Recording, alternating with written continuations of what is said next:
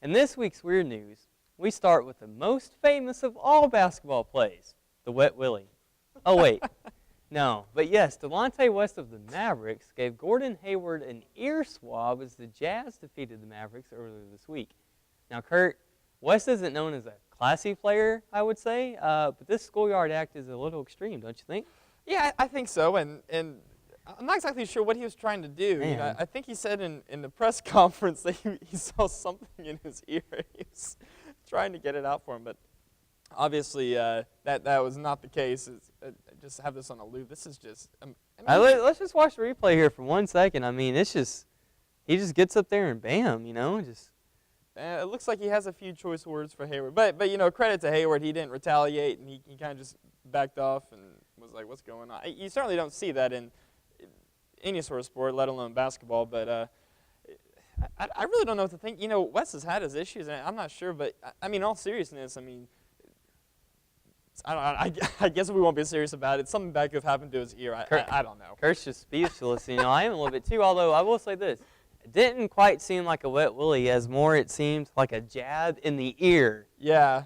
Like you jabbed him, Delonte West, and you should feel ashamed of yourself. It's like a 4-year-old. Yeah. Got mad over someone stealing. I mean, look his at toy. that.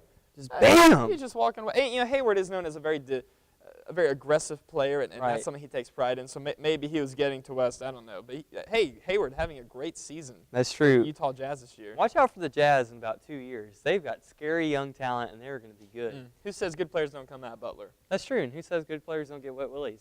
Staying in the NBA, Portland's Jamal Crawford began his search for a new job. But the problem was he was playing a game at the time. When the Trailblazers played Phoenix just a few days ago, Crawford, in front of broadcasters and teammates, told Suns coach Alvin Gentry he, and we quote, needs to be here in Phoenix. Ballsy.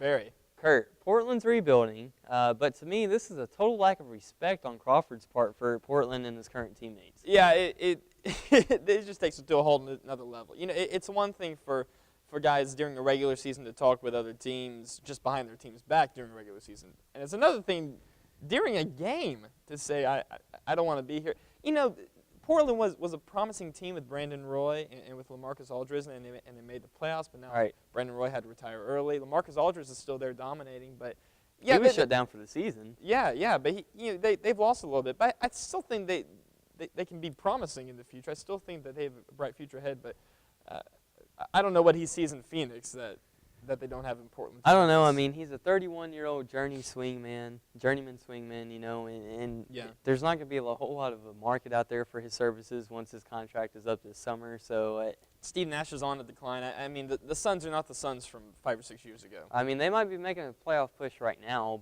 but, you know, we're probably looking at a quick exit. So yeah, absolutely. Jamal Crawford, get it together, man.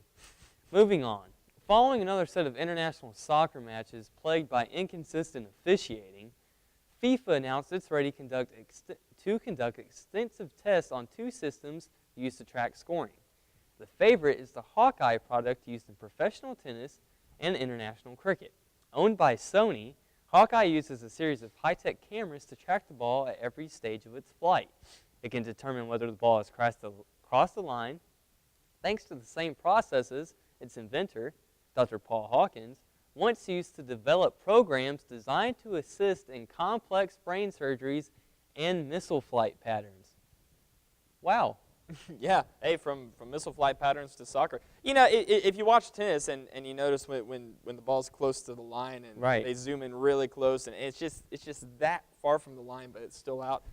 I think this is a good move for soccer. I do too. It's finally a decision I can agree with FIFA. Yeah, over. I think it's more practical within tennis, but certainly it can't help for soccer fans for this to be going on because you never can be too careful, except in baseball because that would turn it into 5 or 6 hour games. That's true, and Yankees and Red Sox would be 12. Yeah, we don't need any of that. We don't need full day baseball games. We sure don't. Kurt, man, great job tonight. As always, thanks for being here with me. It's a pleasure to be here. It's always fun. Always. Ladies and gentlemen, I want to thank you as always, for spending your time with us. For Kurt and everyone associated with ASU-TV, I'm Cody Durto, and have a great weekend.